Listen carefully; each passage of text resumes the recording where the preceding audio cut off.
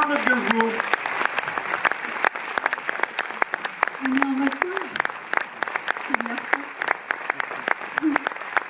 Bonsoir.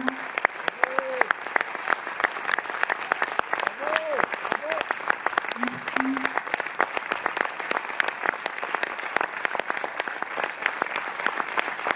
Merci beaucoup.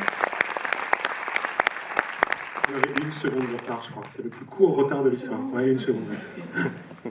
Alors, Charlotte, le petit rituel ici, c'est que je commence par 3-4 questions et après on fait circuler la parole dans la salle. D'accord. Mais je vais commencer par une scène. Parce que, un, c'est une des plus belles, et deux, c'est une sur laquelle il y a des espèces de nuances dans le dossier de presse. Parce que tu savais pas trop comment, s'il fallait la garder, si c'était bien ou pas, tout ça. Je sais pas si tu vois tout de suite à quelle scène je fais allusion. C'est la scène où Jane vous parlez ensemble de Kate, et où il y a un texte qui est projeté sur un écran et qui s'inscrit en partie sur le visage de Jane. Oui. Et cette scène est évidemment hyper émouvante. Et donc, premièrement, on va savoir pourquoi tu t'es dit « Ah, mais c'était peut-être pas le bon choix, tout ça ». Parce que tu vois, tu avais, toi, des réserves. Et j'aime beaucoup la réponse que fait Jane pour expliquer qu'elle l'aime bien, comme ça. Oui. En fait, j'avais prévu des petites mises en scène. Donc, il y avait ces films Super 8, il y avait une séquence dans le lit, une autre séquence où je la prenais en photo. Tout ça, c'était un peu prévu.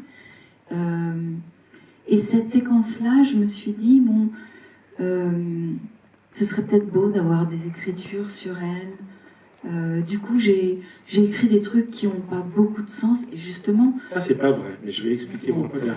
Mais c'est juste pour dire qu'un documentaire, en fait, on n'a pas de deuxième prise.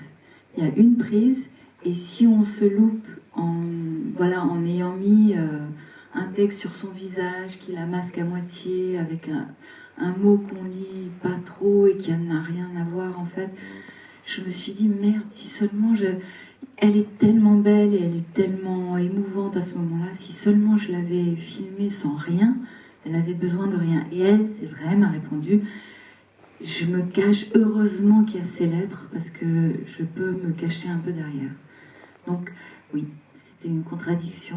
Alors, petit 1, moi, l'idée que la chanteuse, interprète, actrice se cache derrière les mots des autres, je trouve ça hyper beau, vraiment. Et petit 2, le texte, il dit pas du tout n'importe quoi. Non, il dit pas du tout n'importe quoi. Il est une espèce de mode d'emploi du film quand même, parce que j'ai regardé au ralenti et tout ça. En fait, c'est presque une sorte de note d'intention du film, j'ai l'impression. Parce que, attends, je développe juste ça. Parce que les mots qu'on voit apparaître, effectivement, il y en a qui sont à moitié sur le visage, on lit pas tout ça, mais je vais quand même citer deux choses. Le premier, c'est qu'il cite les villes, c'est-à-dire Tokyo, New York et chez nous, ou quelque chose comme ça. Le troisième lieu, pas complètement identifié, mais qu'on voit être du côté de la Bretagne, disons, comme ça. Et le mot qui sort, c'est le mot rapprochement. Et en fait, pour moi, c'est une clé du film, vraiment, mine de rien, qui se délivre dans cette scène-là, parce que la construction générale, d'abord, est fondée sur l'existence de ces trois lieux, ces trois territoires, que la problématique du rapprochement, elle est d'une certaine façon double, puisqu'à la fois, on va se rapprocher de territoires qui vous sont chers, c'est-à-dire qu'on part de Tokyo, avec lesquels vous n'avez peu de rapport l'une et l'autre. C'est vraiment une tournée au bout du monde, quoi. New York, pour elle, c'est pas une ville très importante, sauf pour toi, donc ça l'est un peu pour elle. Mais ce qu'elle en raconte est très, fugace, une ville qu'elle n'aime pas tant que ça, tout ça. Et puis tout à coup, on se recentre, littéralement, et donc on se rapproche de ce qu'on est, de ce qu'on connaît, de son histoire, de ce lieu dont tu veux pas tellement bouger, parce que quand même, bouger, c'est insécurisant. Voilà. Et d'ailleurs, tu dis ça, et moi je mets ça en écho avec le début du film où la caméra bouge beaucoup, et où effectivement pour le spectateur c'est un peu insécurisant, on se dit mais qu'est-ce que c'est que ça? En fait, elle s'est pas filmée, on s'est fait avoir, sachant qu'on ne sait pas tout à fait qui porte la caméra, on ne sait pas tout à fait si c'est toi ou si c'est Jen qui porte la caméra. Et la deuxième lecture de ce rapprochement, évidemment, c'est que vous vous rapprochiez, vous, l'une l'autre. Oui, c'est plus ça que je vois. Et oui. Mais pour moi, en fait, la beauté du film, elle est dans ce double rapprochement, c'est-à-dire de partir de loin, donc de l'image extérieure, on voit Jane en concert dans un pays complètement étranger, avec un petit côté Lost in Translation, parce que quand même, c'est le Japon, Puis en plus, elle se met à parler en français aux Japonais pour leur citer du Gainsbourg dans le texte. On se dit, qui dans la salle comprend? Enfin, donc entre les mouvements de caméra hésitants et le fait que Jane parle entre l'anglais et le français, on se dit, ouh là là, il y a un truc de déstabilisation. Et puis il y a, plus le film avance et plus le film trouve son centre, qui a à voir quand même avec votre rapprochement à vous, et avec le fait de revenir sur ses bases, c'est-à-dire cette maison que toi tu voulais pas qu'elle vende et qu'elle quitte. Voilà, et pour moi la force du film elle est vraiment dans ce mouvement d'ensemble. Or tout ça est dit d'une certaine façon dans ce texte projeté sur le visage de Jane. Bon alors, Ok.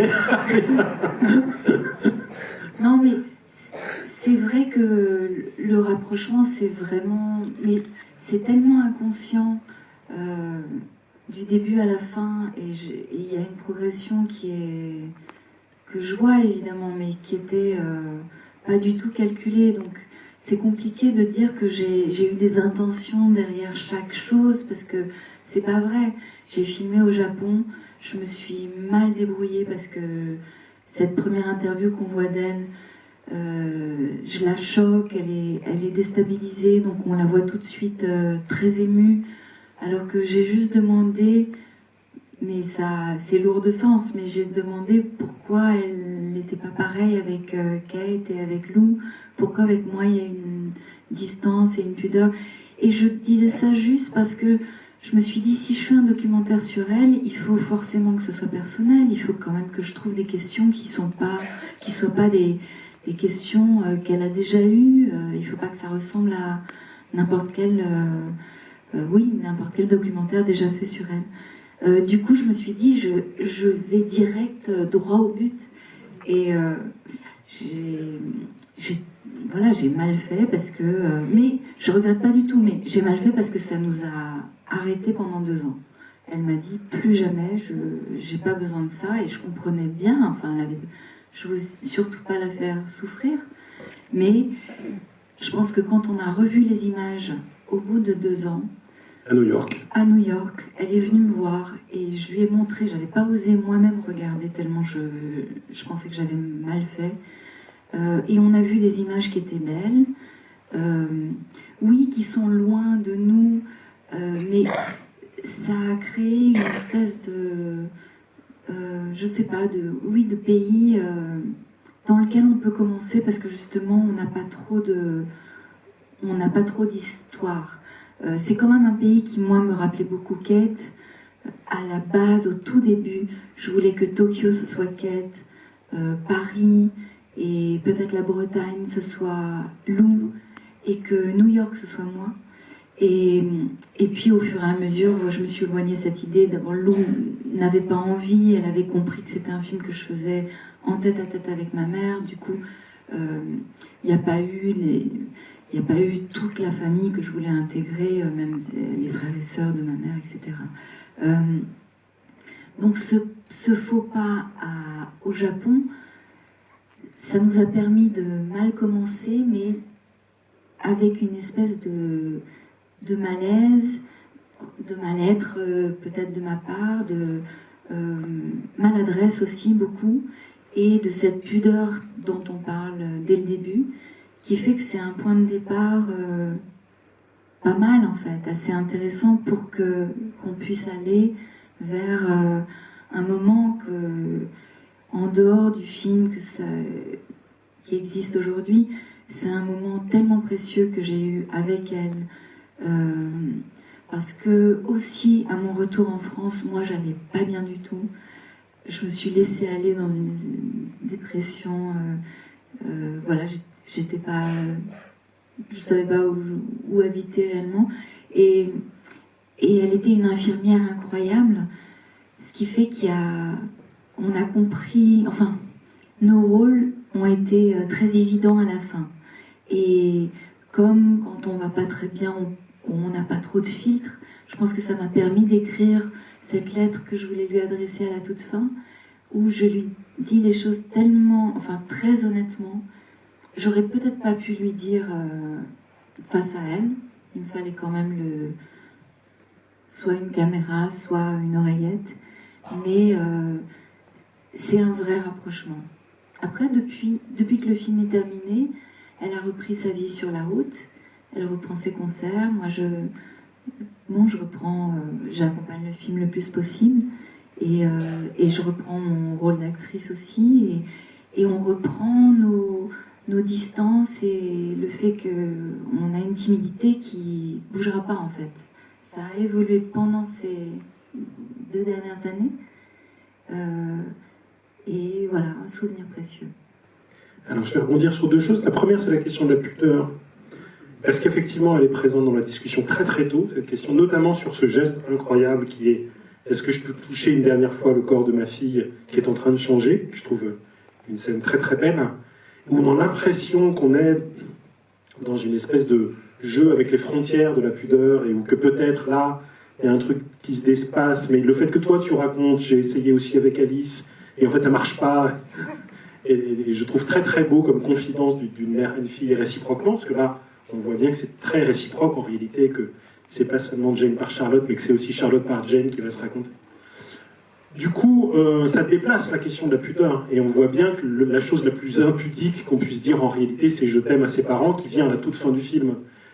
Oui, et je sais que du côté de mon père, c'est très évident, il était d'une pudeur extrême. J'ai jamais vu quelqu'un d'aussi pudique et timide aussi.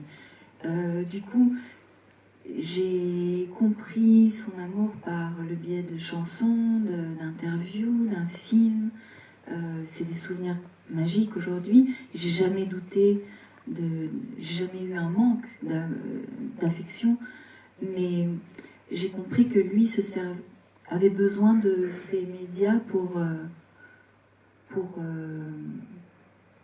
faire des témoignages d'amour. Toi, tu viens de dire que tu avais besoin d'une caméra ou d'une oreillette, quand même. Oui, je me suis servi la même excuse. Ma mère, c'est plus c'est pas de la timidité, mais c'est une vraie éducation à l'anglaise où on se dit pas je t'aime, on se prend pas dans les bras. Ça veut pas dire qu'il y a il y a un manque, mais ça veut pas dire que les sentiments sont pas là. C'est que c'est Pas besoin de le dire. Non, c'est pas ça. Si, il y a toujours, malheureusement, il y a toujours besoin de le dire. Mais c'est que aujourd'hui, ce que je peux expliquer de plus facile, c'est ma mère qui déteste les emojis aujourd'hui. Et parce que c'est tellement, effectivement, c'est tellement sentimental, tellement facile. On met des cœurs partout. Elle déteste ça. Donc elle m'envoie des grenouilles, des ballons, n'importe quoi. Mais c'est sa manière à elle de me faire comprendre quand même qu'il faut pas exagérer non plus. Et ça va avec oui, son éducation et ce que j'ai retenu moi. Donc j'ai du mal aussi avec tout ça. J'ai besoin d'une oreillette et j'ai besoin d'une caméra. Je reviens sur l'oreillette parce que pour le coup, moi, ça contribue vraiment à mon émotion. Je trouve cette lettre prodigieusement écrite et le plan très beau. Mais 2, ce que je crois comprendre de ce que raconte le fait d'enlever l'oreillette, c'est que pendant qu'elle marche, elle est censée, ou réellement, elle entend le texte de cette lettre qui lui est adressée. Oui. C'est vraiment ça qui s'est passé sur le tournage? Il y avait le texte et elle l'écoutait pendant qu'elle marchait vers la caméra? Oui, au début, on s'était demandé... J'ai beaucoup travaillé avec Nathalie Canguilhem, qui est une amie très chère, qui m'a aidée sur tous les clips et les images des albums. Mais là, voilà, sur le film, elle n'était pas présente pendant le tournage, mais elle réfléchissait avec moi. Et on se disait peut-être que je peux appeler ma mère au téléphone, faire que, en fait, on soit centré sur ma mère, mais qu'il y ait un message que je puisse lui faire passer. Du coup, l'oreillette, c'est devenu un peu artificiel. Moi, j'aurais aimé... Il y a eu une version du film où ça s'arrêtait avant qu'elle enlève l'oreillette, parce que je trouvais ça un petit peu long, le temps. Je me suis dit, on n'a pas forcément besoin de comprendre que c'est une oreillette. Finalement, et c'est Yvan qui me l'a dit aujourd'hui encore, que c'est super en fait de comprendre, parce que on vous met dans la confidence. Au début, on peut penser que c'est une voix off. En fait, non, c'est vraiment c'est vraiment ce qui s'est passé. Elle n'était pas prévenue, mais comme tout en fait, avec un documentaire, effectivement, c'est que des premières prises, c'est que des surprises, des accidents. Quand on prévoit un truc, c'est pas forcément très intéressant. Ce qu'on a fait à New York, c'était une manière de nous retrouver, d'être douce, qu'elle comprenne que vraiment je voulais la soigner. Mais au final, c'était pas ça le plus intéressant. C'était le Japon et c'était la France quand d'un seul coup, toutes les barrières tombent et on s'est dit beaucoup de choses. Elle a été d'une générosité démente parce que pour elle, je ne me suis pas souvent mis à sa place. En fait, elle savait rien. Elle m'a fait confiance sur... D'abord, elle m'a donné du temps sans limite. Et puis, les sujets, elle s'est laissée... Elle m'a laissé naviguer et elle s'est laissée faire tout en répondant à toutes mes questions.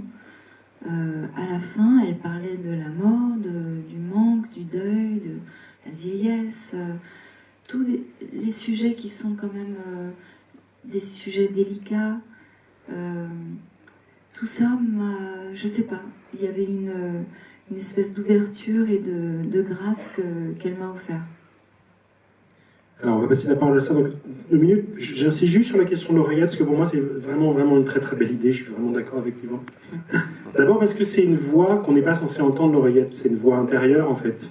Et donc, le fait de jouer sur la voix de l'intérieur qui, en même temps, se donne à lire au public dans le côté lettre ouverte, littéralement, c'est une très, très belle idée. Puis ensuite, la position même de l'oreillette, elle intègre le corps de la mère, quoi. C'est ça, pour le coup, c'est quand même un geste qui n'est pas exactement rien, de mettre sa voix dans le corps de sa propre mère. Il y a un truc que je trouve très joli, vraiment. J'ai pas du tout réfléchi à ce point. C'est beaucoup plus naïf et spontané. Et bien sûr, ça me touche qu'on puisse y voir des clés.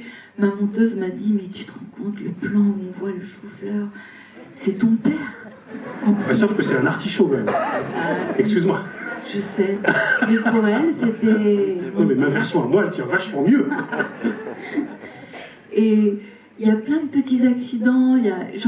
J'en ai pas relevé énormément, mais ceux que j'ai vraiment remarqués, c'est dans une chanson, justement, on a du mal à se dire je t'aime. Il y a, dans les paroles de la chanson de mon père, elle me dit je t'aime, je suis ailleurs, je regarde, je sais plus, je détourne la tête, et puis je lui dis je t'aime, et elle s'éloigne, et Philippe Le Richeau me dit non, reviens. C'est drôle, ça a beaucoup de sens, et c'est la magie de ce genre d'aventure en fait. Alors ça a beaucoup de sens, je triche, j'en rajoute une. Est-ce que ce qui est frappant dans les entretiens que donne Jane autour de la sortie du film, c'est qu'elle avait beaucoup d'appréhension qui explique sans doute les 2 ans de suspension du projet, du tournage, tout ça. Et elle disait, j'ai peur qu'elle me fasse une espèce de droit d'inventaire, j'ai peur qu'elle me fasse des reproches, j'ai peur que... En fait, le film n'est pas du tout là-dedans, elle dit ça d'ailleurs dans un entretien, j'ai peur que ce soit un règlement de compte. C'est ce qu'elle a cru au départ. C'est ce qu'elle a cru, ouais. Et en fait, ce qui est très beau, c'est que autant le film n'est pas du tout là-dessus, je ne crois pas qu'il y a l'ombre d'un reproche en réalité. En revanche, il arrive à porter, notamment grâce à cette séquence du début, japonaise, précisément ça, la peur de l'autre, le fait de se dire qu'on est peut-être un tout petit peu quand même étrangères l'une à l'autre. Et donc, comment on fait précisément pour se rapprocher?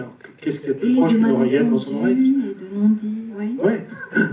Et donc, cette séquence, elle est en réalité vraiment décisive aussi pour ça. C'est-à-dire que le film va mettre 1h30 à provoquer la possibilité d'une écoute totale, symbolisée par cette oreillette. Mais ce qui est drôle, c'est que d'abord, on ne savait pas que ce plan serait le plan de fin. On ne savait pas, évidemment, que le Japon serait forcément au début. On a commencé le film, le premier montage, celui que ma mère a vu d'ailleurs assez tard, et Yvan d'ailleurs est venu à cette même projection. Il y avait tout le démarrage du film que j'aimais beaucoup, mais qui était vraiment comme une captation de concert, donc avec le côté backstage, mais beaucoup, elle, filmée sur scène. Et Yvan m'a dit, mais on ne comprend pas ce que tu fais en fait, tu mets du temps à... Enfin, on est heureux d'un seul coup quand ça devient personnel. Pourquoi tu as besoin de filmer le concert et le côté pro? Ça m'a vraiment aidée parce que j'ai compris qu'il fallait rentrer tout de suite dedans, être tout de suite personnel, voilà, dire ce que j'avais, enfin, être la plus sincère possible dès le départ. Et ça a beaucoup changé, je trouve, l'impression du film. En tout cas, ça a fait que je me reconnais complètement. Mais ça, le montage aussi, Tianès Montassé, qui a été ma monteuse, est incroyable parce que je pense que tous les gens autour, en fait, m'ont permis d'être spontanée, d'y aller avec des idées, bien sûr, des mises en scène, mais d'être sans trop de calcul, sans organisation réellement. C'est elle qui organisait les séquences, qui comprenait que telle séquence pouvait... Elle comprenait le film que je voulais faire avant moi. Mais je pense que je ne l'aurais pas fait si on m'avait donné trop d'indices non plus. Donc c'est assez formidable quand on trouve les bonnes équipes, parce que ça donne beaucoup, beaucoup de liberté. Maxime, qui malheureusement n'est pas là ce soir, qui a le Covid, m'a aidé à justement ne pas avoir de date de sortie, ne pas avoir de pression de quel format ça aurait. Au début, on s'est dit, si ça se trouve, il faut le vendre à Netflix, ça durera une demi-heure, on ne savait pas. Du coup, d'y aller à l'aveugle, à la fois c'est très paniquant, justement de ne pas avoir de scénario et d'avancer en faisant croire aux gens qu'on maîtrise un peu alors qu'on ne maîtrise rien du tout. Mais c'est une aventure vraiment particulière. C'est vrai que moi, personnellement, j'adore voir les documentaires, mais là, je comprends que ça passe ou ça casse, en fait, un petit peu, il me semble. Oui, il y a une petite précaution pour préparer le spectateur à ça, c'est que le film, au début, met très fortement en scène le fait que tu ne sais pas très faire. Enfin, ah oui. Voilà, que quand même, on s'interroge sur comment on prend le son avec sa fille là, dans la scène de la gare. Le flou, le net, le pied qui ressemble à l'ADN, tout ça. Oui. Il y a une espèce d'avertissement au spectateur sur moi j'en ai jamais fait, on va voir si ça marche. Quoi. Qui marche très bien. Voilà, ça nous rend accessible à toutes les formes proposées par le film. Qui veut poser la première question ou première réaction? Ah ben ça peut pas être plus loin. Voilà, le proche et le lointain.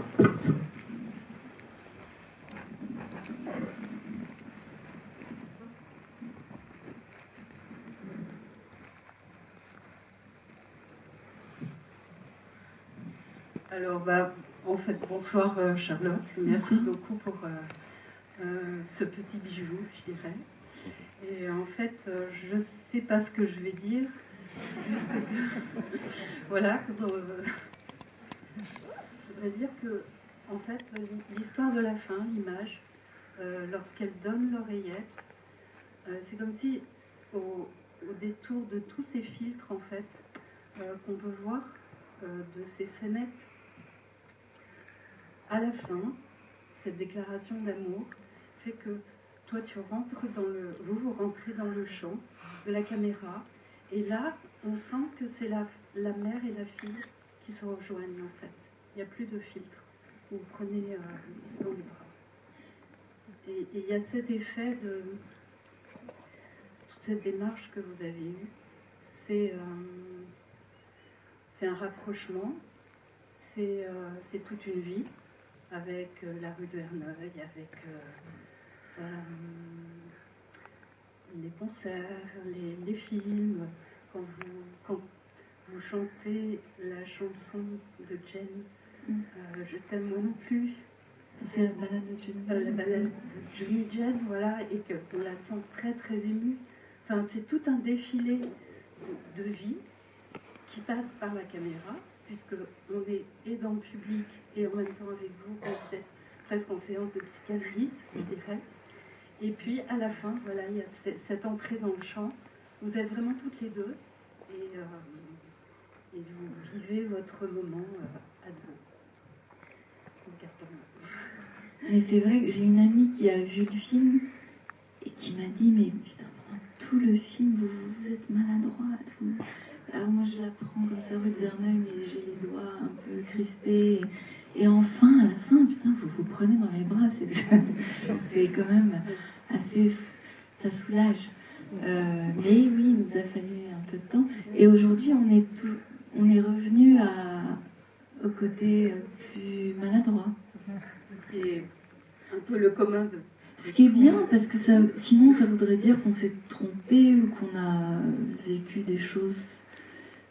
Non, c'est vrai, ça veut dire on a nos caractères, on a cette timidité qui s'efface quand on est collé suffisamment longtemps. Et puis, voilà, on reprend nos natures. Vous êtes collés et du coup, ça produit une chevelure commune quand même. C'est deux corps avec une chevelure. Avec le... Non, il y a un croisé. Parce il y a un croisé, oui. On n'a avec pas le l'affiche. manteau, oui. Qui est devenu l'affiche du film, et c'est le moment de saluer les distributeurs du film, Étienne et Sarah, sont là. de Jour de Fête, qui sont là tous les deux. Vous venez ? Étienne et Sarah, que j'ai découvert une journée très particulière, parce qu'en tant qu'actrice, on fait un peu la gueule quand on fait la promo, on accompagne un film parce qu'on l'aime, évidemment, on aime le metteur en scène, mais c'est pas du tout pareil quand on fait une journée avec nos distributeurs, qu'on demande les chiffres à chaque scène, qu'on voit que le matin, pas mal de monde s'est déplacé quand même, et on fait toute une journée où on accompagne dans différents cinémas parisiens la curiosité des spectateurs et l'énorme énergie de leur travail. En fait, moi j'ai tout découvert. J'ai honte de dire que je fais ce métier depuis que j'ai 12 ans et je me suis contentée d'être actrice. J'ai eu un petit peu la découverte de l'envers du décor, bien sûr, quand Yvan était metteur en scène, parce que je voulais que ça marche pour lui et voilà, c'était sentimental. Mais de voir toutes ces étapes, en fait, de la préparation, j'en ai pas eu beaucoup, mais le montage, le mixage, l'étalonnage, d'être pris à un festival, tout ça avec l'émotion justement de... Je vais pas dire metteur en scène parce que je me considère pas comme metteur en scène, mais en tout cas c'est mon film, oui. Et après d'être accompagné par des distributeurs, puis dans peut-être d'autres pays, monsieur de la salle, et des rapports avec voilà, les gens qui font vivre le cinéma. C'est vrai qu'en tant qu'acteur, on a le luxe de pouvoir survoler. Et là, j'ai beaucoup de plaisir à atterrir un peu et voir un peu plus loin. Bonsoir. Merci d'abord et bravo. C'est magnifique, vraiment. C'est plein de vérités, plein de silences qui disent plein de choses. Et en fait, j'aurais voulu savoir, alors je ne sais pas si je vais réussir à poser une question claire, mais je vais tenter. Comment on fait pour gérer le fait qu'on puisse être la seule personne en fait à pouvoir réaliser un film aussi personnel, intime, parce que vous êtes la seule personne qui la connaît de cette façon.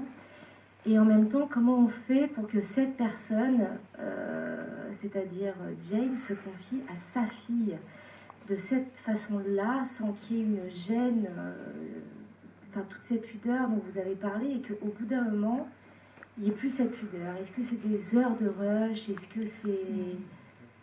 Non, il n'y a pas beaucoup d'heures de rush. Justement, ma monteuse, encore une fois, quand je suis rentrée en France et on était à un tiers du tournage, m'a dit tu tournes pas assez. Il y a pas assez j'ai pas assez de matière. Pour faire un documentaire, il faut une centaine d'heures de rush. Je sais pas combien d'heures on a eu au final, mais j'étais loin des 100 heures en tout cas à ce moment-là. Et du coup, elle m'a dit, va filmer toi-même, n'attends pas. J'ai eu un super chef-op que j'adore, qui s'appelle Adrien Berton, et que j'ai rencontré à New York, qui m'a accompagnée à chaque fois jusqu'à la Bretagne. Mais c'est vrai que c'était très orchestré. Je voulais qu'elle soit maquillée, coiffée, que la lumière soit belle, les beaux cadres. Bon, que ce soit en Super 16 ou en vidéo, mais qu'elle soit rassurée en tout cas sur le fait que je voulais la soigner, et soigner son image. Et du coup, j'ai pris une caméra et j'ai demandé à ma mère si je pouvais venir toute seule. En fait, je suis venue avec Jo, ma petite fille, qui m'a beaucoup, beaucoup aidée. Et je pense qu'elle savait exactement comment elle m'aidait, mais elle avait que 8 ans à l'époque. Elle a joué un rôle presque de médiateur en fait, parce que en fait elle a banalisé complètement l'exercice. Ça m'a permis, moi j'étais très intimidée à l'idée de braquer une caméra sur ma mère, surtout seule à seule. Du coup, ma fille étant là, j'avais pas seulement ma mère, j'avais la grand-mère de ma fille. Et ma mère s'est prêtée au jeu, sans maquillage, sans coiffure. Elle se mettait ses trucs sa pince dans les cheveux, à la cuisine. Elle s'en foutait complètement. Et c'est là la beauté de ma mère aussi. C'est ce visage-là de... Aujourd'hui, elle s'en foutrait que je dise de vieille anglaise, mais elle a tout ce côté farfelu qu'elle aime beaucoup et qu'elle entretient. Donc, c'est une fois que j'ai filmé un peu n'importe comment, grâce à ma monteuse qui m'a poussée, quand je suis rentrée avec ce que j'avais filmé, elle m'a dit, voilà, on a le film. Maintenant, c'est comme ça que ça s'est construit. C'est un patchwork, mais c'est aussi ce qui a fait la nature esthétique du film aussi. Le côté mal foutu et bien cadré, peut-être l'hésitation beaucoup. Et non, c'était pas ça votre question. Non, si, non, mais au final j'ai eu ma réponse. En fait, c'est Jo qui a fait que le lien a pu se faire et que la pudeur quelque part s'en est allée et qu'elle a banalisé en fait les questions ou des rapports qui parfois peuvent être tellement compliqués entre une mère et une fille. Mais j'ai pas eu l'impression non plus de révéler des secrets ou de parler de... il n'y a pas de surprise dans le film. Donc oui, on se rapproche, mais c'est un rapprochement très instinctif et pas... J'ai l'impression qu'il est quand même accidentel, le rapprochement. En tout cas, il n'est pas calculé. Du coup, c'est quand même... Enfin, c'est pas un hasard si on commence au Japon avec cette maladresse et qu'on termine avec un côté plus harmonieux, évidemment, à la fin. Mais au tournage, en tout cas, on ne savait pas dans quel sens les choses seraient montées. Et bon, aujourd'hui, c'est vraiment évident qu'effectivement, on a fait un voyage. Merci. Il y a quand même 2 sujets plus compliqués que d'autres, peut-être à aborder, peut-être qui prenaient plus de temps. C'est la question de la maladie, du cancer, et la question de la mort de Kate, qui sont quand même des sujets qu'on imagine très très sensibles et dont peut-être vous n'aviez pas eu l'occasion de parler, en tout cas. Aussi, on en a parlé, mais avec le côté épidermique, parler avec tellement de souffrance que c'était... Oui, c'est vrai que c'est pas des choses qu'on s'explique. Je voulais absolument que ma sœur Kate soit présente, parce que je peux pas parler de ma mère sans cette tragédie. Le fait de perdre un enfant, je pense que... j'ai rien à penser d'ailleurs, mais elle se définit aujourd'hui avec ses bonheurs et ses tragédies, et l'absence de Kate, c'est inévitable. Du coup, je voulais qu'elle soit présente pour moi, mais aussi pour le film, pour ce portrait. Je voulais en fait au départ commencer au Japon, donc avec ce lien à Kate, parce que ma sœur adorait le Japon. C'est d'ailleurs une amie à elle qui m'a suggéré les lieux, et d'ailleurs le lieu de l'interview, qui est un hôtel dans lequel apparemment Ozu écrivait ses scripts. Mais bon, ça c'est un détail. En tout cas, cette partie-là était déjà liée à Kate. Je voulais la prendre en photo, prendre ma mère en photo, parce que ça aussi c'était le rôle de Kate. Donc je m'étais mise à l'argentique depuis que j'étais allée à New York, et j'osais un peu m'amuser avec la photo. Du coup, j'ai eu envie de me mettre dans ce rôle-là, tout en sachant que ma mère penserait aussi à Kate, que moi j'aurais beaucoup de mal aussi à assumer ce rôle. Mais je me suis forcée à faire des choses. C'était aussi le fait de... Ça n'a pas été confortable du tout, ce tournage. C'était par moments très gracieux, mais par moments très très angoissant. J'ai eu beaucoup d'angoisse à l'idée de faire ces photos, et pourtant je suis tellement heureuse d'avoir aussi ce regard-là. Je voulais voir sa peau de près, je voulais être... en fait, je m'autorisais des choses pour lesquelles je n'avais pas demandé la permission, mais qu'elle m'a accordée. Donc Kate aussi était présente là. Et puis, je voulais que notre famille de 4, avec mon père, Kate, ma mère et moi, je voulais que ça l'illustrer d'une certaine manière, et c'était un peu impossible de faire sans ces images Super 8 que ma mère avait filmées, ou donc quand on voit ma mère, c'est donc mon père qui filme. Je savais que ce serait douloureux, je savais pas trop à quel point, et c'est peut-être la limite de ce que du pathos en fait que je m'interdisais d'avoir. Je suis allée un peu trop loin, parce que je vois qu'elle souffre. Au début, elle me laisse penser qu'elle va pouvoir parler, et puis il y a une image qui est trop dure, et du coup elle détourne la tête, et je comprends qu'il faut arrêter. Mais je mets un temps à comprendre, qui est un peu... qui me fait un peu honte aujourd'hui, et en même temps ça fait aussi partie des moments dont je profite dans le film, et qui sont émouvants, et qui me sont nécessaires aussi. Donc oui, parler de Kate, c'était essentiel. Elle est aussi présente quand on est dans ce lit, toutes les deux, ma mère et moi. En fait, c'est un clin d'œil à une photo que Kate a prise de moi, où je suis dans un lit avec une clope, et c'était les premières photos qu'elle faisait. Et c'est une des photos qu'elle a faites de moi que je préfère. Du coup, on a été toutes les deux dans ce lit. Et pour moi, c'est le moment le plus doux, dont je rêve encore, parce que il n'y a aucune barrière, il n'y a aucune gêne.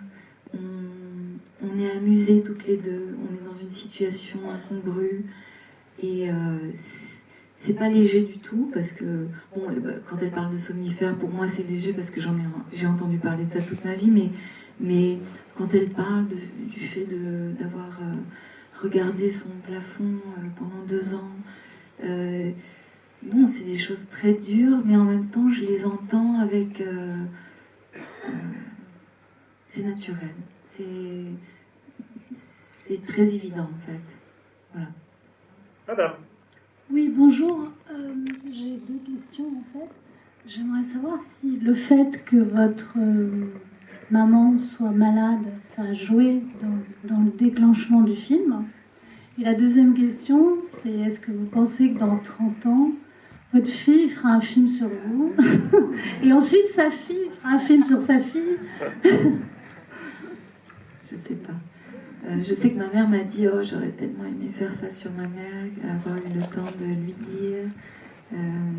Du coup, bon, en tout cas, c'est une manière détournée de me dire que j'ai bien fait. C'est les compliments un peu tordus qu'on peut se faire. Votre première question, c'était par rapport à la maladie. Ça a déclenché le film. Ma mère, en fait, ça dure depuis tellement longtemps.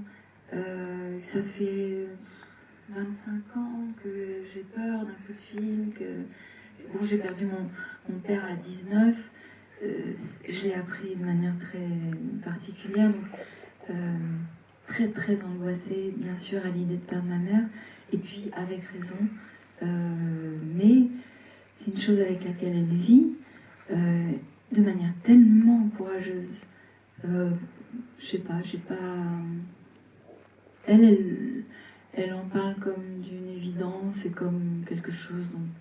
Enfin voilà, elle a de l'admiration pour ses docteurs, ses professeurs qui sont incroyables, mais c'est elle qui est incroyable et je sais parce que je parle à ces professeurs qui disent on ne comprend pas trop.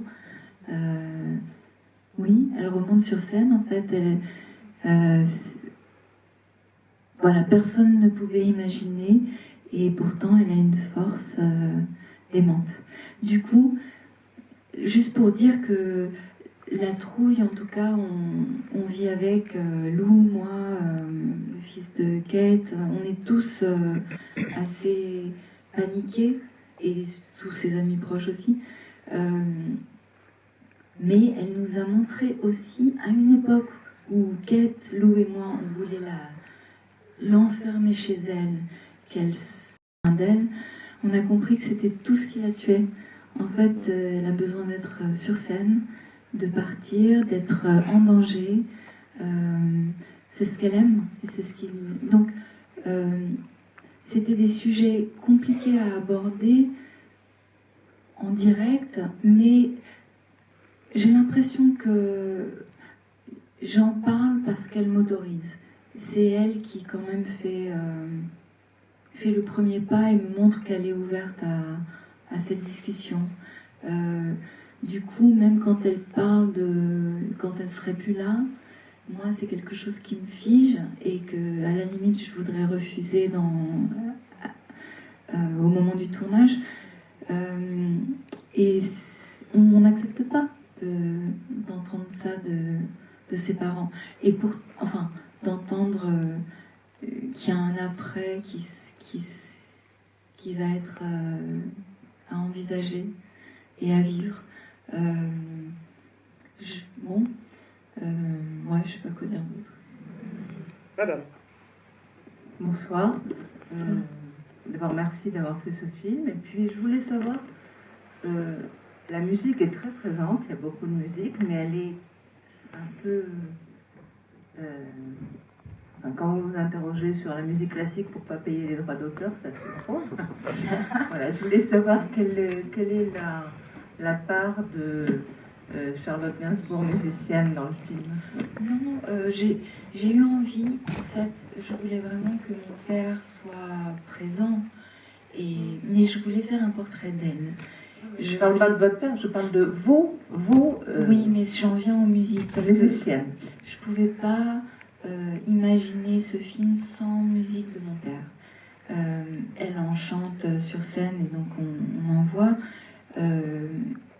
Mais sinon, je voulais justement pas... Moi, musicienne, ça m'intéressait pas plus que ça.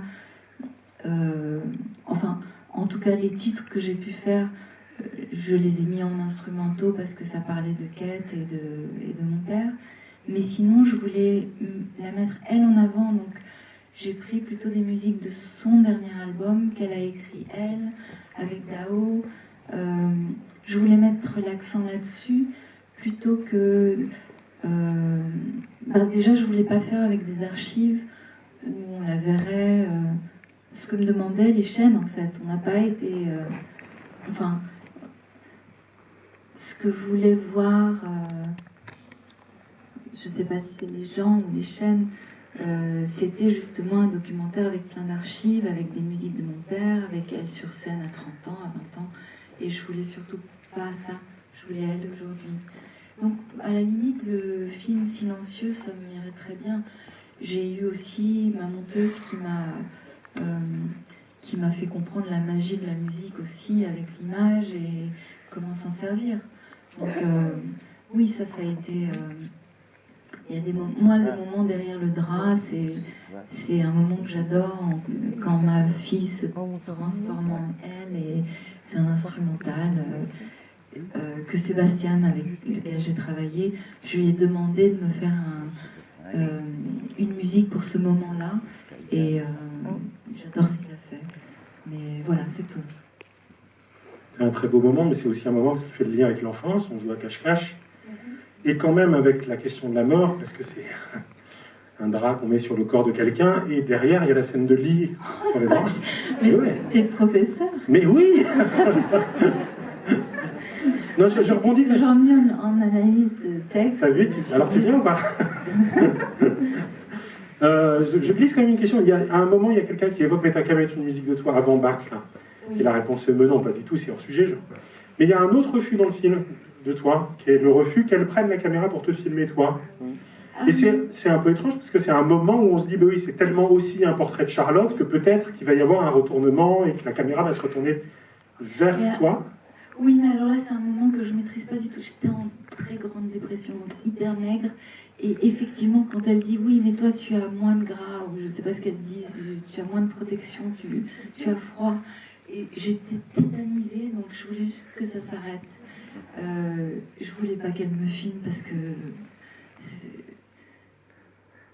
c'était pas le sujet. Enfin, je comprends aujourd'hui quand je lui dis t'es fière du film, ça te plaît, que voilà, je lui envoie des textos avec des réactions de personnes qu'on connaît ou qu'on connaît moins, des témoignages vraiment très touchants. Donc, depuis le début, elle me dit « Je suis tellement fière pour toi, je suis heureuse pour toi. » Comme si, oui, j'avais fait un film aussi sur moi. Et je me sens pas tout à fait honnête parce que c'est pas ce que je lui ai présenté au départ. Au départ, vraiment, c'était un portrait d'elle. Et en fait, je réalise que j'ai voulu poser des questions. Et parfois, c'est plus les questions qui comptent pour moi que les réponses. En tout cas, c'est sa manière d'entendre mes questions et d'être sûre qu'elle a bien entendu. Du coup, oui, c'est un rapport de mère-fille où je veux aussi... Ça, elle me l'a fait comprendre après que le film soit terminé, quand on faisait des interviews. En fait, elle pour te dire à quel point je suis nulle en analyse, elle m'a fait comprendre que je voulais savoir où était ma place. J'avais besoin d'être rassurée sur oui, quelle place j'avais pour elle. Mais après, elle m'a beaucoup surpris aussi en disant mais on n'a rien appris l'une sur l'autre pendant le tournage, mais au final, je réalise que moi, je ne savais pas quelle place j'avais pour elle. Pour ma mère, il n'y en avait que pour mon père. Il est mort tellement tôt pour moi que, bien sûr, c'était une grande souffrance et j'en parlais ouvertement, ou bien je n'en parlais pas, mais c'était très évident. Du coup, elle a vu que ça et elle a pas compris le besoin que j'avais d'elle. Donc ce film quand même m'a servi à être claire par rapport à la place qu'elle occupe pour moi. Et dans les entretiens, elle dit ça et c'est hyper émouvant et sincère comme elle peut l'être. Elle dit ce qui a été troublant pour moi, c'est que pendant des années, Charlotte n'a parlé que de son père dans les entretiens et du coup j'avais l'impression que je ne comptais pas pour elle.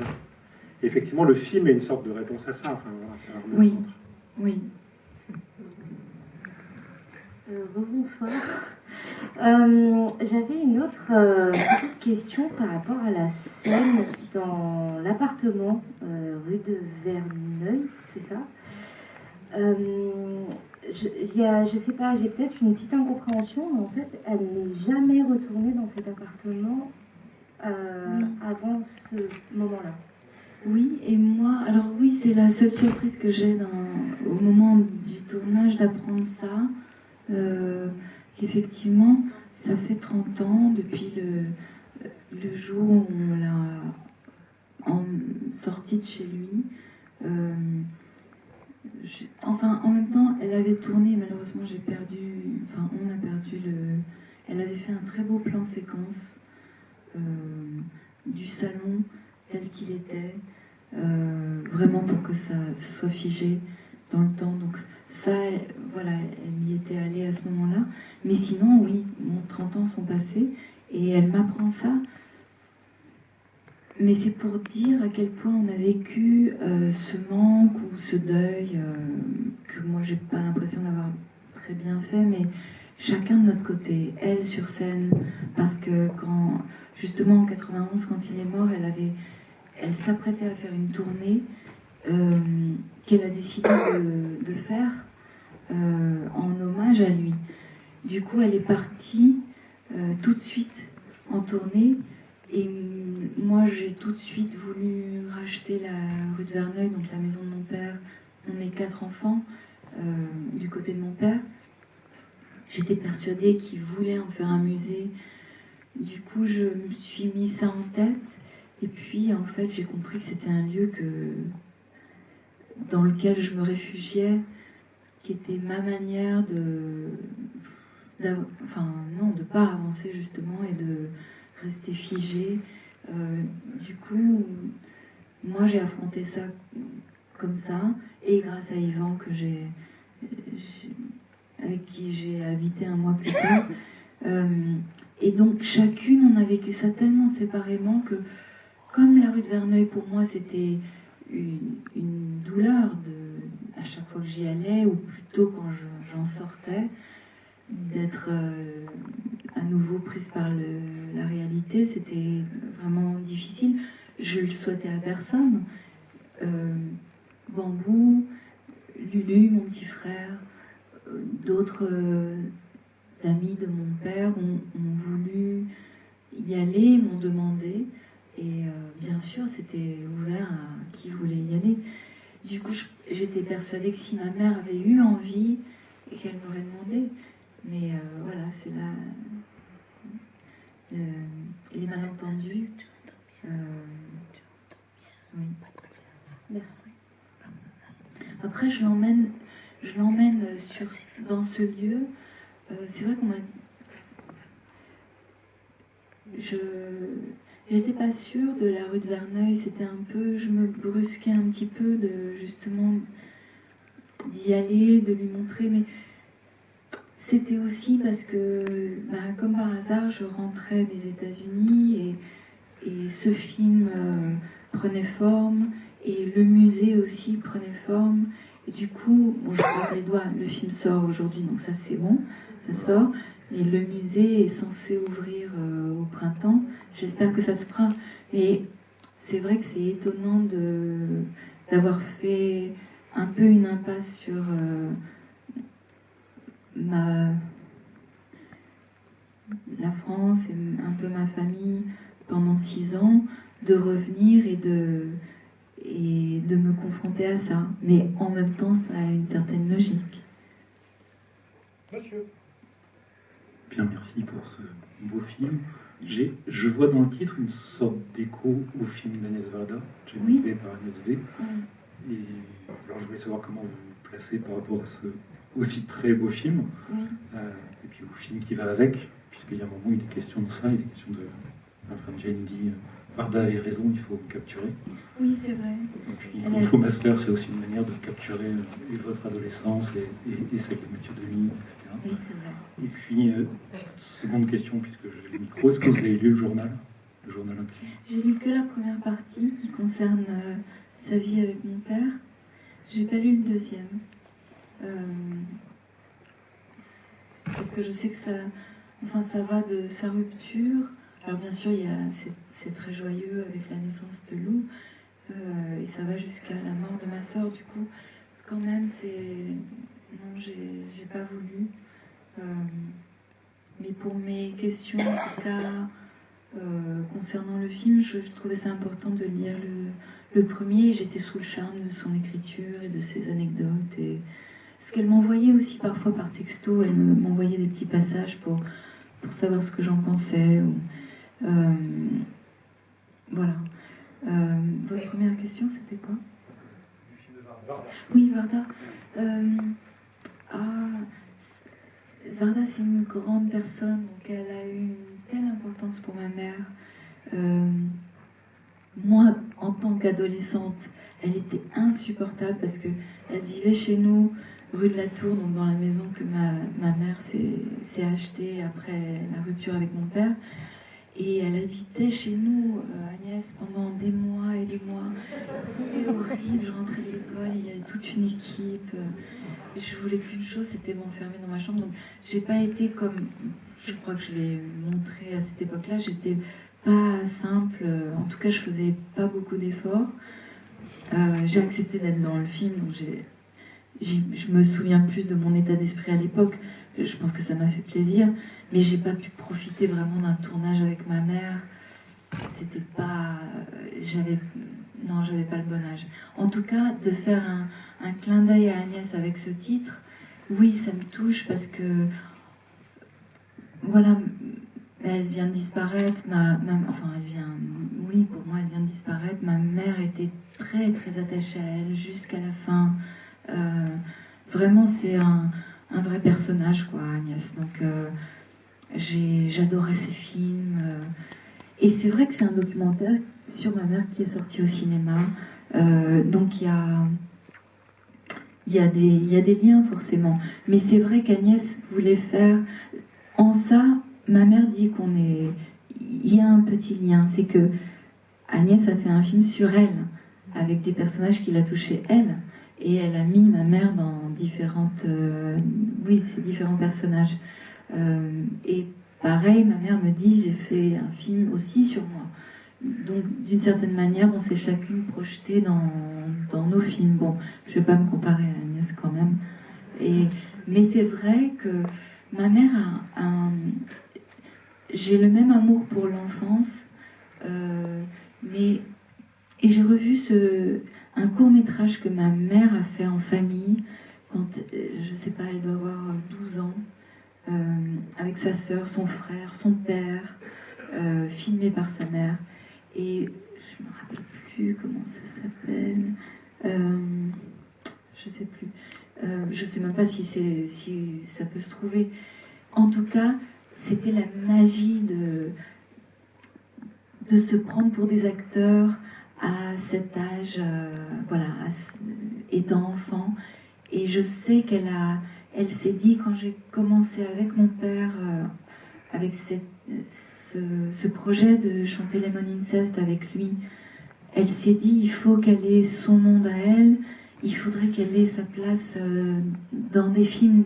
Elle a rencontré, c'était un hasard, Margot Capelier qui était casting, qui cherchait, je crois, un garçon en fait.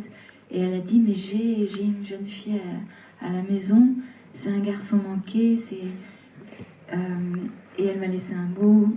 Du coup, je suis allée faire passer ce casting, et ça m'a permis de me construire, c'est vrai, en famille avec mon père, et puis avoir mon monde à moi, si jeune.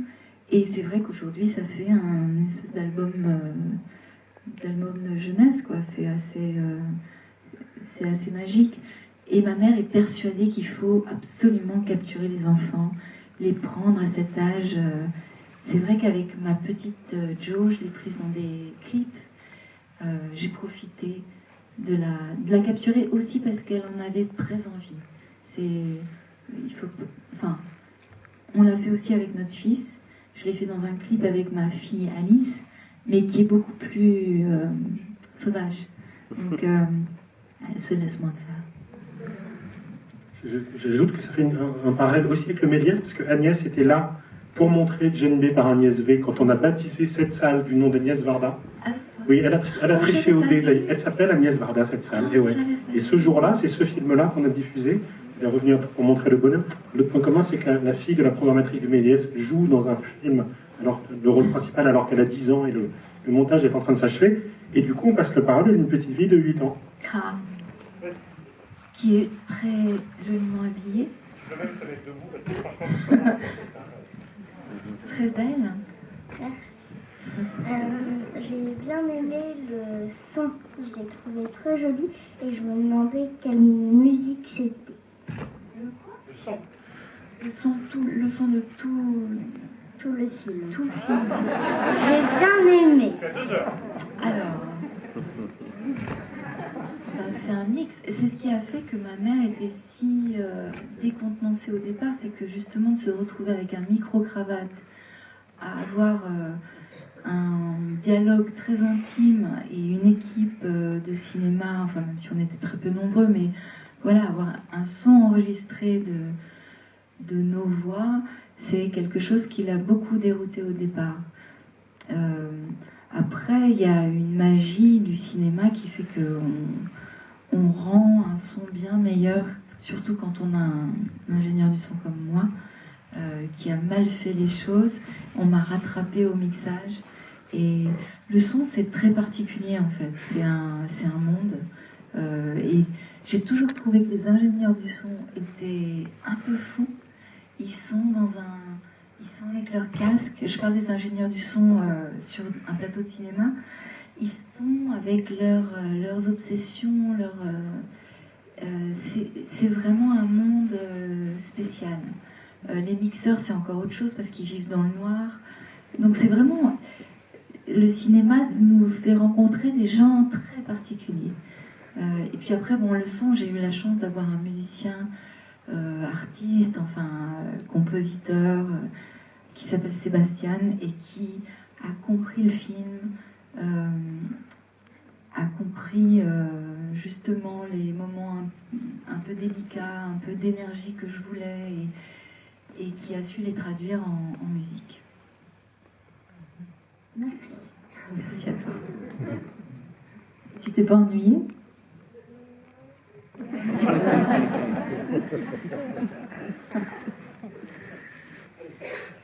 Moi, je suis intriguée par l'absence d'Alice qui est tellement... d'Alice. L'accent d'Alice. Ah, l'accent, je voyais l'accent d'Alice. Mais oui, mais elle était aux États-Unis. En fait, je voulais qu'elle soit là. C'est pour ça qu'on parle d'elle. Elle devient présente par son absence. Oui, je trouvais... En fait, j'ai compris ça aussi sur les 3 générations de filles. Je l'ai compris en tournant. J'ai compris aussi que je cherchais un lien entre ma mère qui est la deuxième d'une fratrie de 3, Alice qui est la deuxième aussi d'une fratrie de 3 et moi qui suis la deuxième. Voilà, du coup je cherchais des points communs et j'avais besoin de parler d'Alice et j'aurais tellement aimé qu'elle... Mon fils aussi, alors mon fils c'est le grand absent, mais ils sont tous les 3 venus à Cannes, c'était important pour moi qu'ils voient ce film, qu'ils soient témoins de ce moment et de leur montrer le visage de leur grand-mère qu'ils connaissent très bien, mais quand même sa magie, elle s'opère aussi devant une caméra et je voulais aussi qu'ils voient tout, le trouble, justement qu'Alice comprenne que le mal-être qu'on a l'une envers l'autre, peut-être moins aujourd'hui, mais en tout cas, il y a eu un moment où, en fait, j'ai compris que c'était pas ma mère le problème, c'est l'âge. C'est un moment délicat d'adolescence où on est empêtré, on se prend pas dans les bras très franchement. Et voilà, je voulais qu'elle... Bon, elle a très bien compris, mais c'était touchant qu'elle comprenne qu'elle en faisait vraiment partie. Allez, on va prendre l'avant-dernière question. Allez-y. Oui, bonsoir. Merci. C'est magnifique ce film, très très beau. Je voulais savoir, les objets évoquent beaucoup de souvenirs dans ce film et par rapport à la caméra que vous utilisez, est-ce que c'est la caméra qu'utilisait votre papa pour filmer les scènes de vacances et également, est-ce que l'autre caméra que vous utilisez, est-ce que c'est une caméra que vous avez achetée ou qui appartenait à votre famille? Non, il y a rien de justement on s'est transmis enfin, en tout cas ces objets-là, non. Je suis allée acheter une caméra en espérant être un peu plus pro qu'avec juste un téléphone quand il s'agissait d'aller la filmer moi-même. Et la caméra Super 16 en fait appartient à mon chef-op Adrien qui m'a prêté.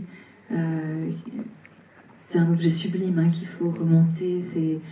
Et la texture en tout cas que donnent tous ces supports, je trouve que ça apporte beaucoup en tout cas. Mais non, c'est pas ces objets-là. Par contre, mon père m'a donné l'amour des Polaroids, je l'ai vraiment eu grâce à lui. J'ai pas son Polaroid, mais je me souviens tellement bien de toutes ces... C'était pas forcément des séances photos, mais il en faisait en une multitude. Il y avait, c'est toujours ces cartouches de 10, mais il y avait cette idée d'en faire un maximum. En plus, il y avait aussi cette idée que ça coûtait très très cher. Et l'appareil est... Enfin, j'ai utilisé un appareil qui est le même, qui est celui qui se déplie avec du cuir. Bon. Mais sinon, j'ai fait de l'argentique et je me suis mise à l'argentique après que ma sœur soit morte. Une amie m'a conseillé un Hasselblad que j'adore. Je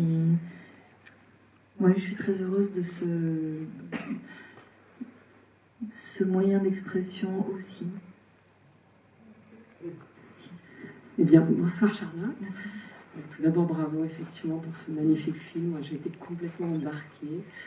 C'est merveilleux de voir Jen comme ça dans son intimité. C'est un personnage tellement à part, tellement original, tellement poétique.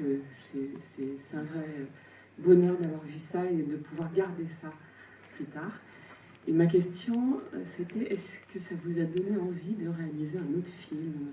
Est-ce que ce soit documentaire ou fiction, est-ce que vous avez eu ce goût de la réalisation pour un volet, pour un autre volet, soit sur votre famille, soit sur un sujet qui vous tient à cœur? Bien sûr, je me suis posé la question parce que j'ai eu beaucoup de plaisir, surtout en fin de course. Beaucoup de plaisir et une impression aussi jamais de maîtriser, mais en tout cas d'avoir cet objet qui prend forme et justement c'est quelque chose qui m'échappe complètement et je pense que comme chaque chose que je fais, ça part le point de départ il est très égoïste, c'est vraiment pour me faire plaisir. Après c'était une envie de faire plaisir à ma mère, bien sûr, et de partager ce moment. Encore une fois, c'est pour moi. Du coup, j'ai aussi un grand attachement aux premières fois. Et il n'y en aura pas un deuxième comme ça pour moi. Hein. Je ne dis pas le résultat et tout, mais en tout cas, cette expérience pour moi, elle est unique. Alors, j'adorais, et j'ai réfléchi vraiment à me dire, est-ce que je pourrais envisager autre chose? Il faudrait que ce soit à ce point épidermique, que ce soit une vraie nécessité, et pourtant, en fait, j'ai pas envie de me dire que, bon, après elle, je vais m'intéresser à quelqu'un d'autre. Du coup, un documentaire, je suis pas sûre. J'adorerais filmer Yvan, qui lui-même m'a tellement filmé, je voudrais le regarder. Mais en fait, j'adore ne pas être professionnelle, j'adore ne pas me prendre trop au sérieux. Et je trouve que quand on passe à une mise en scène de fiction, on se doit de se prendre au sérieux. Bon, moi, je vous ai embarqué dans cette salle mais j'ai eu la chance de ne pas avoir à me prendre au sérieux. D'autres y ont cru pour moi. Et voilà, une fiction, je trouve que ça entraîne plus de responsabilité et une plus grande maîtrise. Si je pouvais faire un film de fiction un peu survolé ou en l'air de rien, qui durerait 4 ans à nouveau, où j'embarque une équipe qui me suit sans trop me demander des comptes, peut-être. Merci, c'est la plus belle réponse possible. Merci Charlotte Gainsbourg. Merci.